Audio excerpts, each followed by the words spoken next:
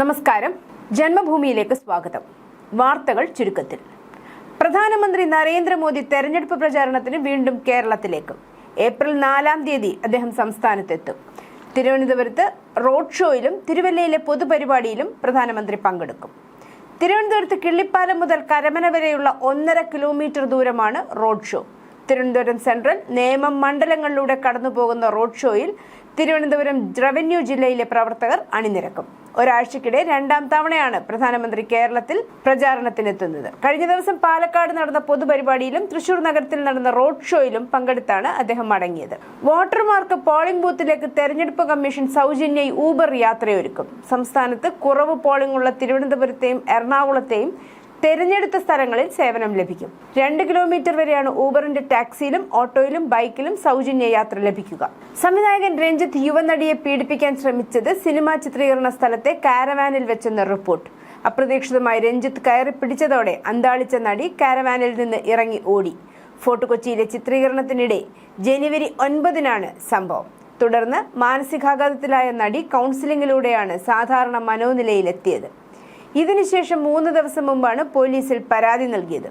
പോലീസിൽ പരാതി എത്തും മുമ്പ് സംഭവം ഒത്തുതീർപ്പാക്കാൻ രഞ്ജിത്ത് ശ്രമിച്ചതായാണ് വിവരം. രഞ്ജിത്തിന്റെ സുഹൃത്തുക്കൾ ഇടപെട്ടിട്ടും നടി വഴങ്ങിയില്ല. തൊടുപുഴയിൽ വെച്ച് ചൊവ്വാഴ്ച അറസ്റ്റ് ചെയ്യുമ്പോൾ രഞ്ജിത്തിനൊപ്പം സുഹൃത്തുക്കളും ഉണ്ടായിരുന്നതായാണ് വിവരം. തൊടുപുഴ പോലീസ് സ്റ്റേഷനിൽ നിന്ന് രഞ്ജിത്തിനെ ചൊവ്വാഴ്ച രാത്രി 12 മണിയോടെ കൊച്ചിയിലേക്ക് കൊണ്ടുപോയി. ഇടത് സഹയാത്രികനായ രഞ്ജിത്തിനെതിരായ അന്വേഷണം രഹസ്യമായാണ് പോലീസ് നടത്തിയത്. അറസ്റ്റിലായ സംവിധായകൻ രഞ്ജിത്തിനെ ആരോഗ്യ പ്രശ്നങ്ങളെ തുടർന്ന് ജനറൽ ആശുപത്രിയിൽ പ്രവേശിപ്പിച്ചു. അറസ്റ്റ് നടപടിക്കായി നടത്തിയ വൈദ്യ പരിശോധനയ്ക്കിടെയാണ് രഞ്ജിത്തിന് ശാരീരിക അസ്വസ്ഥതകൾ അനുഭവപ്പെട്ടത്. പരിശോധനയിൽ ഇദ്ദേഹത്തിന് രക്തസമ്മർദ്ദം ഉയർന്നതായും ECGയിൽ വ്യതിയാനങ്ങൾ ഉള്ളതായും കണ്ടെത്തി. വിദഗ്ധ പരിശോധനയ്ക്ക് ശേഷം മാത്രമേ ഇദ്ദേഹത്തെ വിട്ടയക്കുന്ന കാര്യത്തിൽ ഡോക്ടർമാർ തീരുമാനമെടുക്കൂ.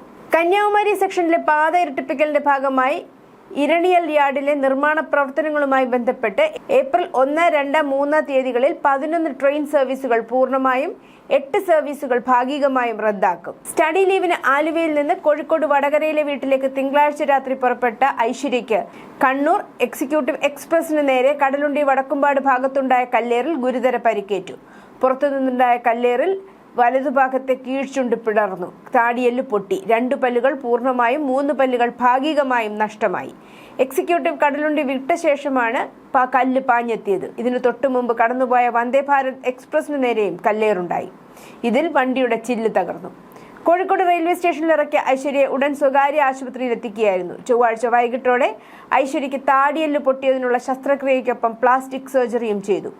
ഭാഗികമായി പോയ പല്ലുകൾ ചിലപ്പോൾ എടുത്തു കളയേണ്ടി വരുമെന്നാണ് ഡോക്ടർമാർ പറയുന്നത്. ആലുവ UC കോളേജിൽ ബയോ ഇൻഫർമാറ്റിക്സ് 1-ാം വർഷ വിദ്യാർത്ഥിനിയാണ് ഐശ്വര്യ. ഐശ്വര്യയുടെ അച്ഛൻ വടകര പുറമേരി സ്വദേശി എരിഞ്ഞോളി താഴേക്കുനി രാമകൃഷ്ണൻ ആശാരിപ്പണിക്കാരനാണ്. പശ്ചിമേഷ്യയിൽ യുദ്ധം ഗൾഫ് സാമ്പത്തിക മേഖലയെ വരിഞ്ഞു മുറുക്കുന്നതിനിടെ കേരളത്തിലേക്കുള്ള പ്രവാസി നിക്ഷേപക ഒഴുക്ക് കുത്തനെ ഇടിയുന്നു. മാർച്ചിൽ സംസ്ഥാനത്തെ ബാങ്കുകളിലേക്കും ധനകാര്യ സ്ഥാപനങ്ങളിലേക്കുമുള്ള പ്രവാസി പണമൊഴുക്കിൽ 35% ഇടിവുണ്ടായി. മലയാളികൾ വലിയ തോതിൽ ജോലി ചെയ്യുന്ന ടൂറിസം, ഹോസ്പിറ്റാലിറ്റി, വിദ്യാഭ്യാസ മേഖലകളിലുണ്ടായ പ്രതിസന്ധിയാണ് പണമൊഴുക്കിന് പ്രതികൂലമായത്. പ്രതിവർഷം 1.3 ലക്ഷം കോടി രൂപയിലധികമാണ് ഗൾഫ് മലയാളികൾ നാട്ടിലേക്ക് അയക്കുന്നത്. ഇതോടെ ബാങ്കുകളിലെ വായ്പാ തിരിച്ചടവുകളും വലിയ തോതിൽ മുടങ്ങുകയാണ്. മുഖ്യമന്ത്രിയുമായി ബന്ധപ്പെട്ട അഴിമതി കേസുകളിൽ യോഗായുക്ത സമർപ്പിക്കുന്ന റിപ്പോർട്ട് നിയമസഭ 90 ദിവസത്തിനകം തള്ളിയില്ലെങ്കിൽ അത് അംഗീകരിച്ചതായി കണക്കാക്കണമെന്ന് ഹൈക്കോടതി നിർദ്ദേശിച്ചു. സംസ്ഥാന നിയമസഭ പാസാക്കിയ രാഷ്ട്രപതി അംഗീകാരം നൽകിയ വിവാദ ലോകായുക്ത നിയമ ഭേദഗതിയിലാണ് നിർണായക കൂട്ടിച്ചേർക്കൽ വേണമെന്ന് ഹൈക്കോടതി നിർദ്ദേശിച്ചത്. നിയമ ഭേദഗതി ശരിവെച്ചുകൊണ്ടുള്ള തീർപ്പാക്കലിനൊപ്പമാണ് ഡിവിഷൻ ബെഞ്ചിന്റെ നിർദ്ദേശം. സംസ്ഥാനത്ത് വനിതാ കമ്മീഷൻ അധ്യക്ഷയ്ക്ക് അശ്ലീല സന്ദേശങ്ങൾ അയച്ച് ശല്യപ്പെടുത്തിയ യുവാവ് അറസ്റ്റിൽ. കണ്ണൂർ തളിപ്പറമ്പ് കുരുമാത്തൂർ മുയ്യം സ്വദേശിയായ ജഗദീഷിനെയാണ് Thiruvananthapuram city cyber crime police arrest ചെയ്തത്. ഇയാളുടെ മൊബൈൽ ഫോൺ പരിശോധിച്ചപ്പോൾ നിരവധി സ്ത്രീകൾക്ക് സമാനമായ ദൃശ്യങ്ങളും സന്ദേശങ്ങളും അയച്ചിട്ടുള്ളതായി കണ്ടെത്തി. പ്രതിയെ അഡീഷണൽ ചീഫ് ജുഡീഷ്യൽ മജിസ്ട്രേറ്റ് കോടതിയിൽ ഹാജരാക്കി റിമാൻഡ് ചെയ്തു. തെരഞ്ഞെടുപ്പിൽ ഇടത് വലത് മുന്നണികളെ നിയന്ത്രിക്കുന്നത് നിരോധിത മതഭീകര സംഘടനയായ പോപ്പുലർ ഫ്രണ്ടിന്റെ രാഷ്ട്രീയ മുഖമായ SDPIയും ആഗോള മുസ്ലിം ഭീകരവാദത്തിന്റെ പ്രഭവ കേന്ദ്രമായ ജമാഅത്തെ ഇസ്ലാമിയുടെ രാഷ്ട്രീയ സംഘടനയായ വെൽഫെയർ പാർട്ടിയും. മുന്നണികളെ നയിക്കുന്ന CPM-ഉം കോൺഗ്രസും കേവലം വോട്ട് ബാങ്കിനായി ഭീകരവാദ സംഘടനകളുടെ രാഷ്ട്രീയ പാർട്ടികളെ രാഷ്ട്രീയ മുഖ്യധാരയിൽ എത്തിക്കുന്നതായി ഘടകകക്ഷികൾക്ക് ഉൾപ്പെടെ അമർഷം.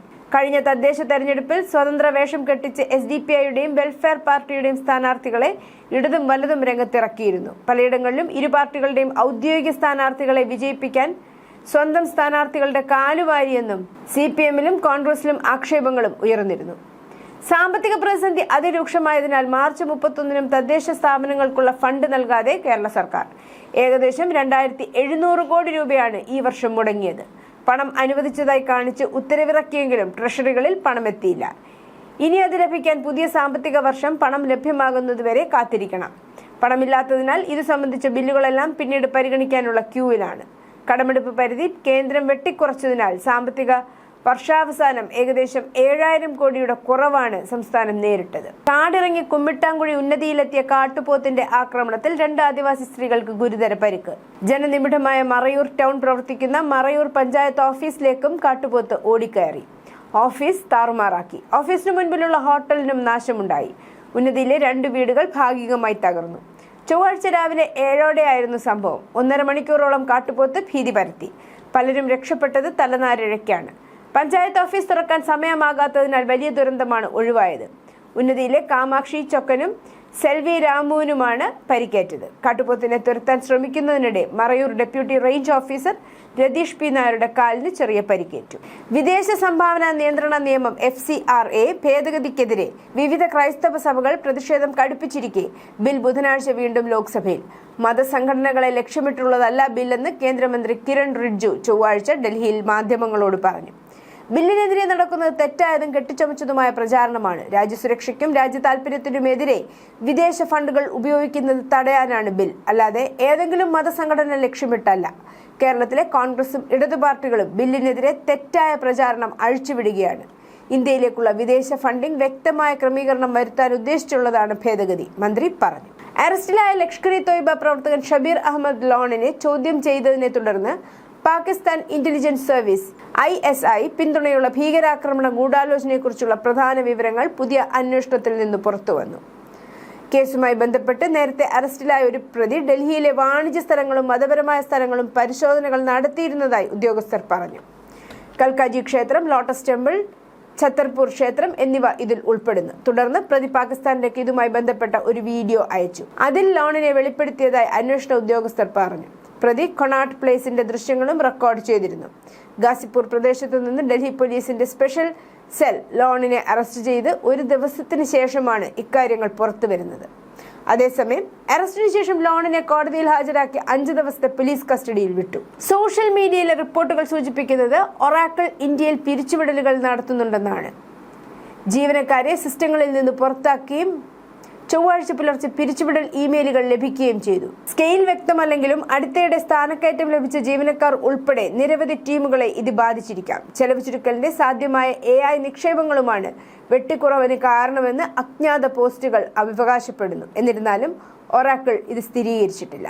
പടിഞ്ഞാറൻ മേഖലയിൽ ശക്തമായ കാറ്റിന്റെ പ്രഭാവത്തിൽ ശക്തമായ മഴയും ഇടിമിന്നലും ആലിപ്പഴ വർഷവും ഉണ്ടാകാൻ സാധ്യതയുള്ളതിനാൽ വടക്കു പടിഞ്ഞാറൻ ഇന്ത്യയിൽ ഇന്ത്യൻ കാലാവസ്ഥാ വകുപ്പ് ഉയർന്ന മുൻഗണനാ കാലാവസ്ഥാ മുന്നറിയിപ്പ് പുറപ്പെടുവിച്ചു. ചില പ്രദേശങ്ങളിൽ നേരിയ തോതിൽ കാറ്റിന് തീവ്രത ആരംഭിച്ചിട്ടുണ്ടെങ്കിലും 2026 ഏപ്രിൽ 3-നും ഏപ്രിൽ 4-നും ഇടയിൽ തീവ്രത അതിന്റെ ഉച്ചസ്ഥായിയിലെത്തുമെന്ന് കാലാവസ്ഥാ നിരീക്ഷകർ മുന്നറിയിപ്പ് നൽകുന്നു. പശ്ചിമേഷ്യയെ പിടിച്ചുലയ്ക്കുന്ന Iran-US യുദ്ധം 2 ആഴ്ചയ്ക്കുള്ളിൽ അവസാനിച്ചേക്കുമെന്ന് US പ്രസിഡന്റ് ഡൊണാൾഡ് ട്രംപ്. ഇറാന്റെ ഭരണകൂടത്തെ അട്ടിമറിക്കുക എന്നത് അമേരിക്കയുടെ ലക്ഷ്യമല്ലെന്നും ട്രംപ് വൈറ്റ് ഹൌസിലെ ഓവൽ ഓഫീസിൽ വെച്ച് വ്യക്തമാക്കി. ഇറാനുമായി ഒരു ഔദ്യോഗിക കരാറോ ഉടമ്പടിയോ ഇല്ലാതെ തന്നെ യുദ്ധം അവസാനിപ്പിക്കാൻ US-ന് കഴിയുമെന്നും അദ്ദേഹം കൂട്ടിച്ചേർത്തു. ഇറാന്റെ പക്കൽ ആണവായുധങ്ങൾ ഇല്ലെന്ന് ഉറപ്പുവരുത്തുക എന്നതായിരുന്നു സൈനിക നടപടിയുടെ പ്രധാന ലക്ഷ്യം. ആ ലക്ഷ്യം കൈവരിക്കപ്പെട്ടുവെന്നും ട്രംപ് അവകാശപ്പെട്ടു. മാർച്ച് 31-ന് കാണാതായ റഷ്യൻ ആൻഡ്രോനോവ് 26 സൈനിക വിമാനം ക്രിമിയൻ ഉപദ്വീപിന് മുകളിലൂടെ പറക്കുന്നതിനിടെ തകർന്നു വീണതായി ടാസ് വാർത്താ ഏജൻസി ഇന്ന് റിപ്പോർട്ട് ചെയ്തു. റഷ്യൻ പ്രതിരോധ മന്ത്രാലയത്തെ ഉദ്ധരിച്ച് ടാസ് സംഭവം സ്ഥിരീകരിച്ചു. ജീവനക്കാരുൾപ്പെടെ 29 പേർ കൊല്ലപ്പെട്ടുവെന്നും കൂട്ടിച്ചേർത്തു. തിരച്ചിലിനായി രക്ഷാപ്രവർത്തകർ അപകടസ്ഥലം കണ്ടെത്തിയിട്ടുണ്ട്. വിമാനത്തിന്റെ അവശിഷ്ടങ്ങളിൽ ബാഹ്യ ആഘാതത്തിന്റെ ലക്ഷണങ്ങളൊന്നും കണ്ടെത്തിയില്ല. സാങ്കേതിക തകരാറാണ് അപകടത്തിന് കാരണമെന്ന് വാർത്താ റിപ്പോർട്ടിൽ പറയുന്നു. എന്നിരുന്നാലും ഇതുവരെ അധികാരികളൊന്നും സ്ഥിരീകരിച്ചിട്ടില്ല. അമേരിക്കയുമായി ബന്ധമുള്ള കമ്പനികളെ ലക്ഷ്യമിട്ട് ടെഹ്റാൻ. ഇറാനിലെ ഏതെങ്കിലും കൊലപാതകത്തിന് ഈ സ്ഥാപനങ്ങളെ ആക്രമിച്ചുകൊണ്ട് മറുപടി നൽകുമെന്ന് ഇറാന്റെ ഇസ്ലാമിക് റവല്യൂഷണറി ഗാർഡ് കോർപ്സ് മുന്നറിയിപ്പ് നൽകി. IRGC ഇറക്കിയ പ്രസ്താവനയിൽ ജീവനക്കാരെ അത്തരം ജോലിസ്ഥലങ്ങൾ വിട്ടുപോകാനും 1 കിലോമീറ്റർ ചുറ്റളവിലുള്ള താമസക്കാർ സുരക്ഷിതമായ സ്ഥലങ്ങളിലേക്ക് മാറാനും നിർദ്ദേശിച്ചു. ആപ്പിൾ, ഗൂഗിൾ, മൈക്രോസോഫ്റ്റ്, ടെസ്ല എന്നിവയുൾപ്പെടെയുള്ള പ്രധാന ആഗോള സ്ഥാപനങ്ങളുടെ പേരുകൾ പുറത്തിറക്കിയ മുന്നറിയിപ്പിൽ ഉൾപ്പെടുത്തിയിട്ടുണ്ട്. ഏപ്രിൽ 1 ടെഹ്റാൻ സമയം രാത്രി 8 മണി മുതൽ ഈ നിർദ്ദേശം പ്രാബല്യത്തിൽ വരുമെന്നും മുന്നറിയിപ്പിൽ പറയുന്നു. ഏപ്രിൽ 1 ബുധനാഴ്ച ടെഹ്റാൻ സമയം രാത്രി 8 മണി മുതൽ ഇറാനിൽ നടക്കുന്ന ഓരോ ഭീകരാക്രമണത്തിനും പകരമായി ഈ കമ്പനികളുടെ യൂണിറ്റുകൾ നശിപ്പിക്കുമെന്ന് പ്രതീക്ഷിക്കണം, IRGC പ്രസ്താവനയിൽ പറഞ്ഞു. News desk, Janmabhumi.